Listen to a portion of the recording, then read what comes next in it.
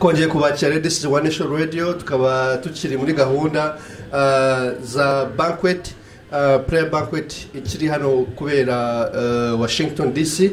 Tukaba turi kumwe n'umutumirwa bamwe witabiriye igikorwa. Muraho muraho neza. Amakuru ni meza. Watwibwira? Nonaha ndishimye cyane kuba hano kuko nkunda uRwanda. Akunda uRwanda. Byarutangaje kuba ari hano nk'umunyarwanda kandi avuga ikinyarwanda. Bakwita nde? Nitwa Petero cyangwa inshuti yanje yampaye amazina Mutabazi umudugudu. Yitwa Umutabazi umudugudu. Wow, izina ryiza cyane. Petero, tubwire umaze igihe kingana gute wize ikinyarwanda? Natuye i Rwanda imyaka 3. Icyenda n'icyenda. So imyaka yashize. Ariko ndagerageza kuvuga ikinyarwanda ariko birakomeye cyane. Nibagiwe amagambo menshi. Atari yibagiwe amagambo menshi ariko uri kukivuga neza cyane. I lived in Rwanda and Rwanda is my home. I truly believe it. Mfite umufasha umwe yitwa Umuhoza, mfite abana batatu kandi mfite urukundo rwinshi mu mutima. Mu mutima ndi umunyarwanda. So ndi hano turi abanyarwanda ndishimye cyane. Nabonye wigisha, nabonye utanga inyigisho, ubundi ukora iki? So I work with Hope International, and we work in Rwanda, and we are the owners of uRwanda. It is a Rwandan microfinance institution that is led by Christine Bangana, and we invest in the dreams of families as we proclaim the gospel.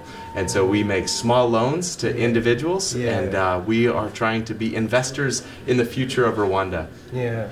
Thank you. Nkuko yabivuze akunda uRwanda cyane, akaba ari umwe mu banyiri urwego finance munabizi ko urwego ari uyabaye bank mu Rwanda ikabifasha abanyarwanda baciriritse kuzamuka. Twaturi kumwe nawe hano kuri studio za One Nation Radio. What's your message today? So my message today was one of the right now we are living in a world of division. We feel it as we gather together, and certainly in the United States there is a lot of division that we feel. But it was a call to remember that turi umwe, that we are one. And it was a reminder that sometimes when we identify other organizations or other churches as our competition, we're getting off track. So it's not Team Methodiste and Team ADPR.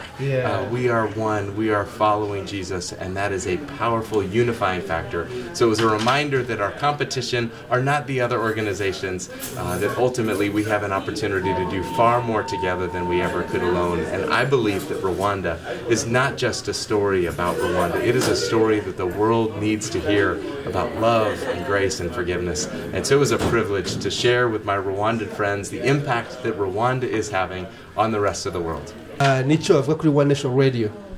Nitwa Petero kandi nkunda One Nation Radio. Yitwa Peter akunda One Nation Radio. Bivuga no mu Cyongereza byumve. My name is Peter Greer and I love One Nation Radio. Thank you very much, Mr. Peter. Kumbu, there's something you remember, you like? Yeah, so nkunda kurya ihene n'ifiriti. Akunda kurya ihene n'ifiriti. Ariko mfite inshuti nyinshi cyane mu Rwanda. So nkunda abanyarwanda. So it's really the friendships. Certainly it's the land of 1,000 hills. It is beautiful, but the thing that I remember most are the very special friends that I have there. So nkunda inshuti zanje. Arakoze cyane Peter. This is One Nation Radio. Arakoze cyane kuba twari kumwe nawe muri studio hano. Nawe utaha murakoze.